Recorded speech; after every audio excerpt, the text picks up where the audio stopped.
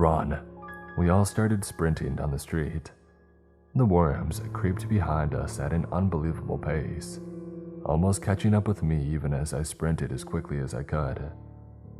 As my family and I ran for our lives, I chambered around a buckshot in the shotgun, and then turned rapidly and shot at the few worms that were behind us. The spread of the shotgun blast took out all 3 of them, stopping them instantly. Tendrils a few inches long shot out of their bodies, searching for a moment before falling onto the pavement. I put another round of buckshot in the chamber for good measure, but nothing else moved around us. And then I heard a strange humming coming from further down the road. I turned to my wife. "Do you hear that?" I asked in a low voice, and she nodded. "It almost sounds like a Tibetan singing bowl," she said. I looked at her blankly. "It's a resonant bowl used for meditation that produces a humming sound." Beth knew all about yoga and meditation. "I don't like it," I said. Walking forward slowly, I saw a crowd of people standing around in a circle in a grassy field, all of them with their mouths hanging open, their faces pointing up at the sky. The writhing tendrils of the infection burst out of their skins, endlessly searching in the warm air. Sometimes the tendrils would wrap around one another, and toward the center of the circle, one thick vine sent out from the chest of every monster intertwined. A smell like starter fluid and vomit rose from the group, so pungent that I could almost taste it. Before I knew what was happening, I felt the muzzle of a rifle push into the side of my head.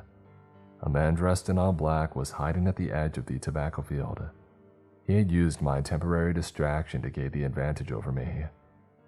"Drop the gun slowly," he whispered through his gas mask, "and don't make a sound. If you draw those things over here, you and your family will surely die."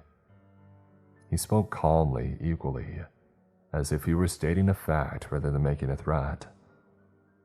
I slowly put my hands up, the shotgun loosely held in my right one, and then I tossed it in a patch of grass.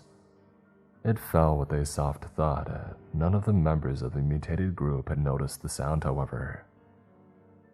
"Do you see them?" The man with the gun whispered to me. "They're forming a hive mind.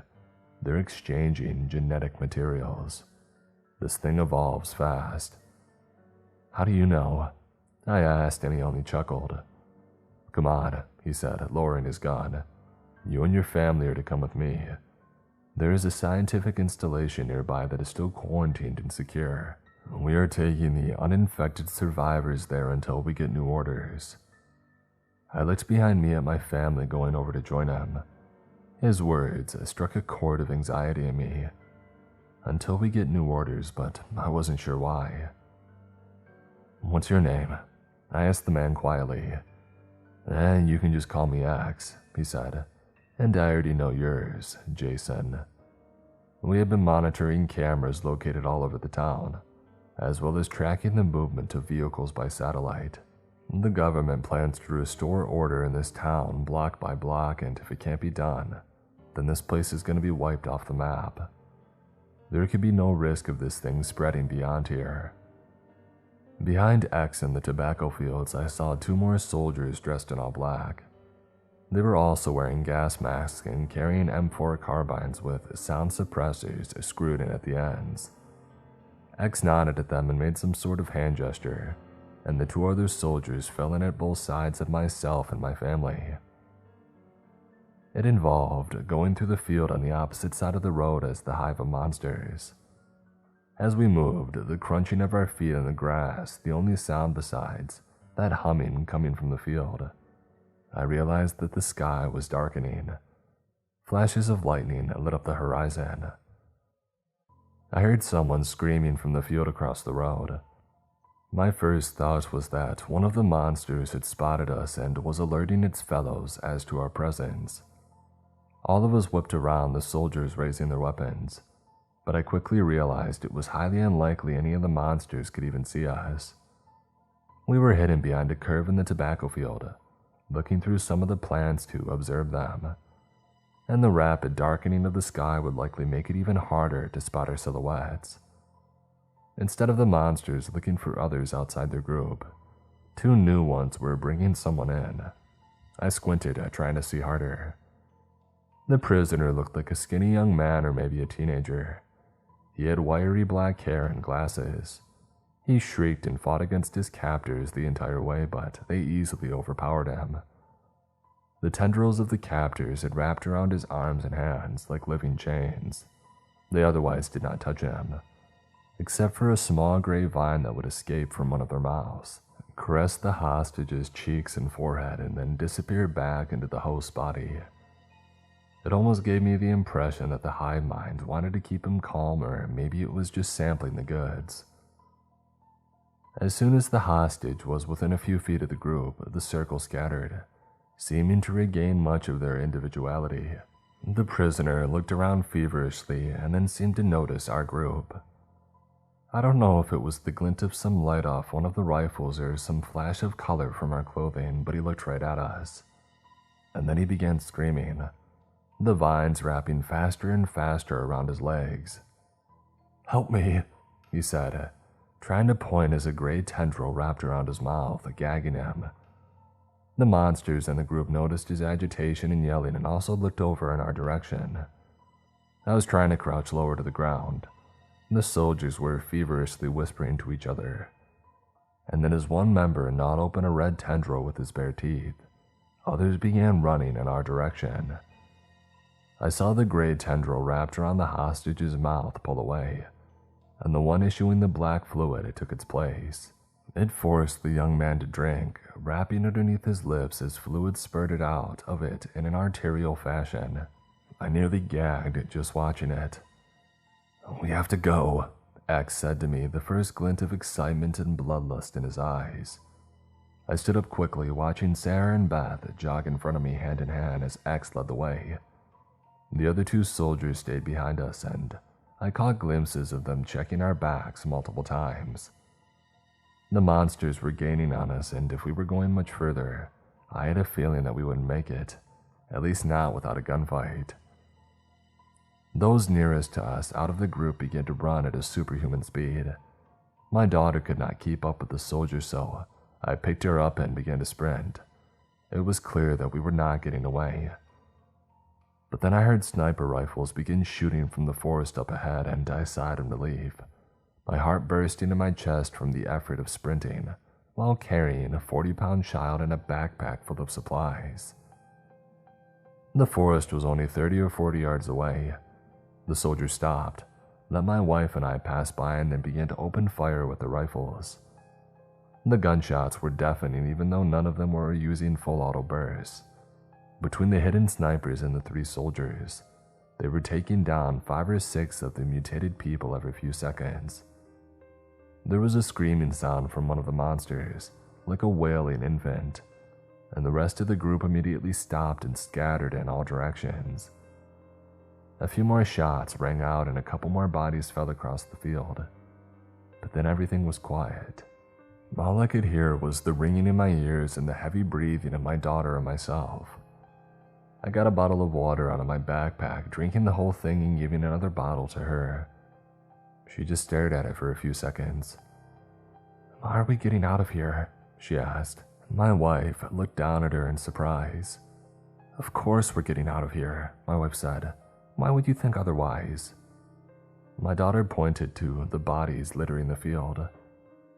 "None of those people are getting out of here," Sarah said. I saw the 3 soldiers entering the forest.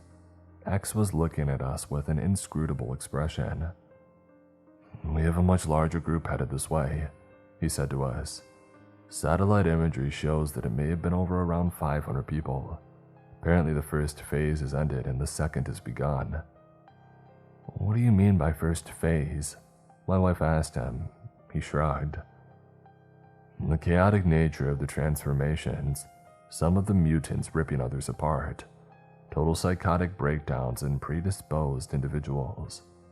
All of that had kept them disorganized, easy to kill as long as you had weapons. But if they are forming into larger and larger hive minds, then that will not continue. It means that our time to get out of here is quickly running out." He started walking forward again, motioning for us to follow. But luckily the scientific installation is only a few hundred yards away. We have time to get there and barricade it if necessary. They may not even know where it is or how to find it. There's nothing out this way, I replied.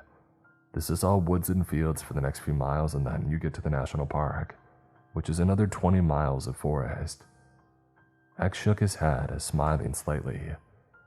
You'll see. The other two soldiers didn't talk at all. They looked unhappy and were reloading their guns. We followed X on a deer trail and a few minutes later entered an abandoned barn. He walked directly to the center of it, clearing off ancient-looking hay and twigs, and revealed a number pad, where he entered a series of numbers so fast that I couldn't follow the sequence. There was a quiet beeping sound and a round concrete entrance opened up, revealing a ladder that went into a well-lit hallway a story below. We climbed down one by one. My wife, daughter, and I were redirected into a room with a couch and a television. The cable and power down here had apparently never been affected like it was in the rest of the town. I opened up my phone and found that they had open Wi-Fi access down here, and began to write up my story. After a few minutes, the soldiers came back, all of them having a sour expression on their faces. The head scientists are MIA for now, X said, frowning. We will have to wait. I have no idea where they are or what they're doing. They were supposed to wait here for rescue. Part of my orders are to get them out of here. I nodded to him, handing out peanut butter crackers and water to my family while I finished writing the story on my phone. X didn't seem to notice or care. Across the facility, I heard another beeping sound and the faint noise of a door opening. The echo of muffled voices reached out to us across the polished hallways and laboratory rooms. Apparently the wait was over. I saw the soldiers coldly look up at the two scientists in lab coats as they walked into the building. One was a tall man with blonde hair and blue eyes, and the other a shorter Asian woman. The man walked up to me, extending his hand. Sorry to meet you under such horrible circumstances, he said with a half smile. We're doing everything we can to deal with this issue. Those monstrosities outside. You are Jason Emery, right? I nodded, not trusting the man at all. Where were you two? I asked. Oh, just taking some samples from the nearby stream, he said. The Asian woman looked away. My name is Dr. Booth, and this is Dr. Lau. She looked back at us, nodding her head quickly. She looked incredibly uncomfortable to be in the room with us. Are we being evacuated? My wife asked. The doctor looked over at her, narrowing his eyes slightly as if Beth were a fly that he wanted to swat away. And then the charismatic half-smile returned to his face. Of course, he said, his tone one of total confidence. The National Guard, the Army, and the Green Berets are on their way. We are simply trying to evacuate as many of the uninfected to a secure location as possible before undertaking such a large evacuation procedure. But the Air Force is sending countless helicopters as we speak. I saw X and the other two soldiers look away, their faces still cold and emotionless. I had a feeling that I was being fed a line of BS, but to what end? I didn't know. I heard screaming, muffled but distinct, coming from the direction where we had entered the underground laboratory. There were panicked shrieks, gunshots, and slamming noises as I heard the hatchway open with a soft beeping noise. Help us, a male voice cried. They're coming. His words were drowned out in a deep gurgling sound as if he were choking. I couldn't see the hatchway entrance, but I heard a thudding sound, as if a body were being dropped down the ladder. The soldiers looked at each other before rising to their feet and running towards the hatchway. What's going on? My wife asked. Just stay here, Dr. Booth said. The military has it under control. It didn't sound like the military had it under control in the slightest. I heard a few male voices screaming, and then automatic rifle fire began echoing throughout the tunnels. I heard X yelling, "Retreat!" I pulled my wife and daughter closer to me on the sofa. "I think we need to get out of here," my wife whispered to me. My daughter had taken Dr. Hoppy, her stuffed rabbit, out of her backpack and was hugging it tightly. "Daddy, I don't want to be here anymore," Sarah said to me, looking up at me with her big eyes. I nodded, grabbing both of their hands and rising. We could use the distraction to try to run further in. I heard more and more commotion coming from the hatchway, and then suddenly X tore down the hallway, blood gushing from a huge slice in his forehead. It soaked the entire right side of his face. Dr. Lau and Dr. Booth were in the corner of the room whispering to each other, and I nodded to my wife and daughter, pulling them up. We took off down the hallway in the direction that X had gone. Dr. Booth tried yelling something after us, but I ignored him completely. I saw drops of blood in the direction that X had run, like breadcrumbs that would hopefully lead us to the correct path. I couldn't believe how huge this underground laboratory really was. It was like a maze, and without the drops of blood to follow, I would have become impossibly lost in minutes. After a few minutes, I saw X up ahead, seeming to slow down significantly. He was limping now, constantly wiping blood out of his face so that he could see. Somewhere along the way, he had lost his rifle. He pulled out his pistol, putting it to his head. "Wait!" I screamed at him. He looked back at me. "It's too late for me," he said. "I'm infected and I can feel it. Feels horrible, like something's grabbing my heart and squeezing it." He coughed up a wad of bloody phlegm, spitting it on the floor before wiping his mouth quickly. His other eye had started to bleed, but he still stared through the trickle of blood at me as he put the gun to his temple and he pulled the trigger. He fell as if in slow motion, his remnants spraying the white-painted walls of the hallway. I heard footsteps running behind me and saw Dr. Booth coming up. "Dang it, he wasn't supposed to die," Dr. Booth said. I sprinted ahead to the corpse of X, grabbing the pistol out of his hand. The words of the black-robed man who had come into my house at the beginning of all this rang in my head. "Do not trust the man in white." I turned around to raise the pistol towards him, but he was one step ahead of me. He had already grabbed my daughter, and he had a small revolver that he was holding up to her head. He must have had it in a hidden holster. "How about you drop that gun before I do what I want to do to her?" the doctor said, smiling like a skeleton. His charismatic persona was gone now, and the monster underneath had been revealed.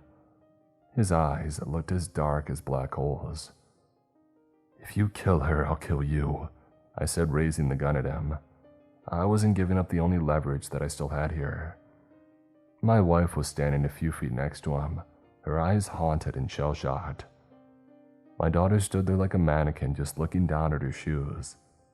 I wondered what kind of psychological trauma she would have to live with after all this was over, if we survived. "Why don't you tell us what all is about?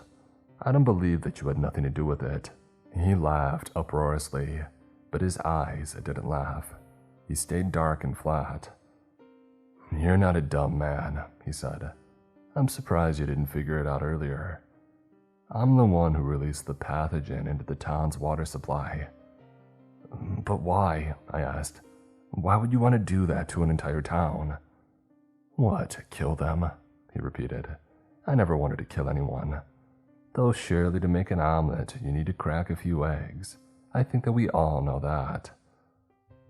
We had originally found the alien fungus, if you even can call it a fungus, in a meteorite that landed in Antarctica. It appears in the world where this organism evolved. The differences between fungi, plants, and animals are not as distinctive as on Earth. On its own, the fungi can move, breathe, and even hunt small animals. But more interestingly, this fungi also has the ability to overtake any animal life and create a hive mind out of them.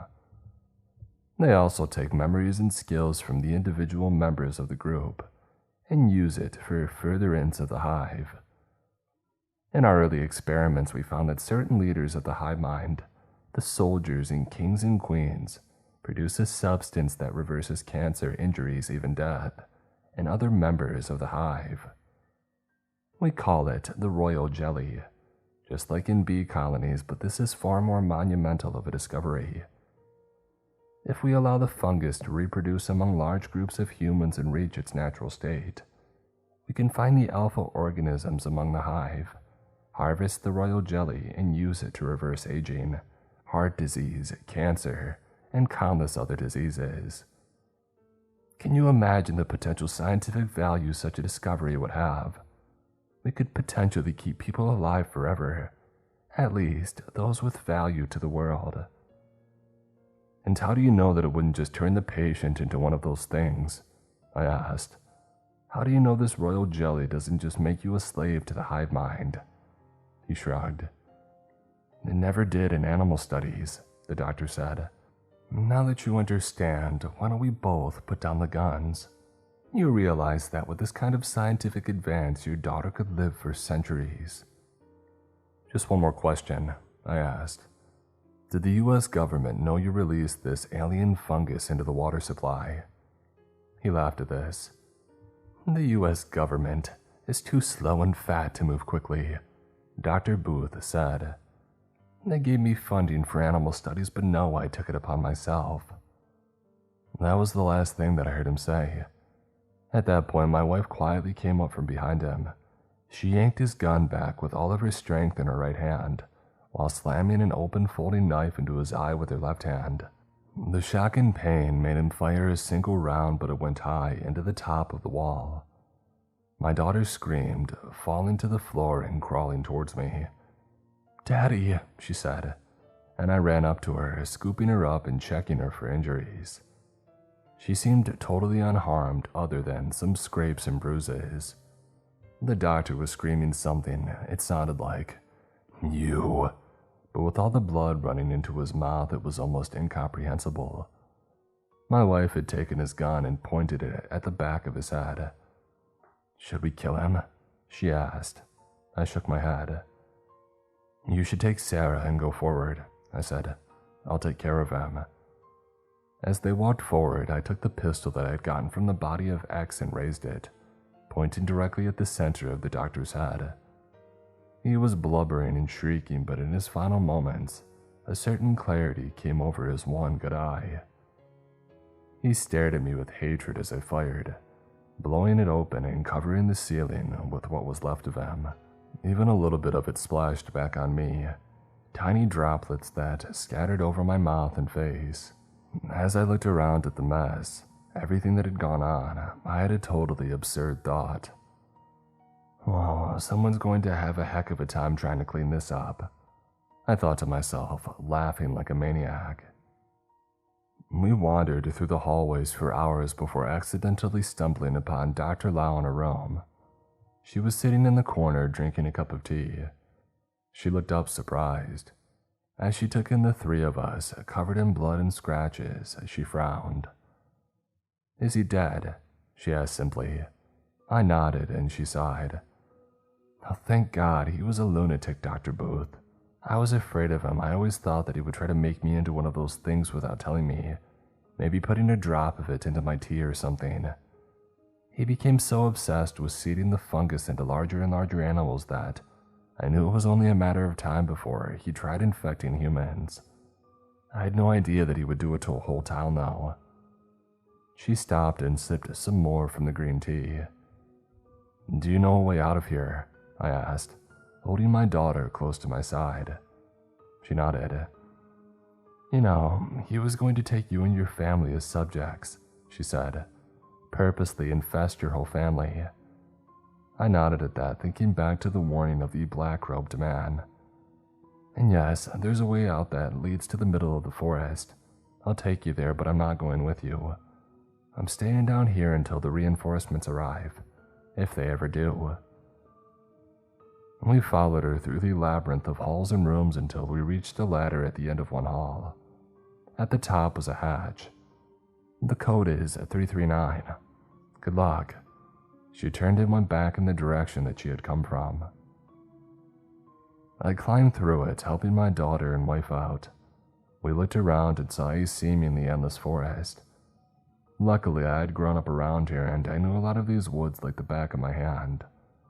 I knew that we were in a state park that bordered the tobacco fields at the north of town, and that the park had trails extending to the surrounding towns. It was only a matter of time before finding one of the right ones. We hiked for miles, eventually coming to a clearing. In it, I saw another circle of mutated humans, their tendrils intertwined in the middle. Beneath it, I saw the corpses of Axe, half of his face missing. They allowed drops of some black liquid to fall into his open mouth and he began to stir. Tendrils shot out of his shattered face, sewing up the hole and leaving a writhing mass of stubby gray spikes in its place. In low grunts, he pointed to various directions. The tallest and strongest members of the group ran in those directions. I heard sniper rifles firing and then men screaming, and within minutes everything was silent. I thought to myself that this must be the royal jelly that the doctor was so obsessed with. It appeared that it could even bring back certain infected individuals from the dead. The hive mind still gathered, and I wondered if they would use the knowledge taken from Axe and the other soldiers to break any military quarantine and expand beyond the borders of this destroyed town. As I thought about this, I saw all the members of the circle moving their heads up in unison. They turned their faces up to the sky, their mouths open, as a soft rain began to fall.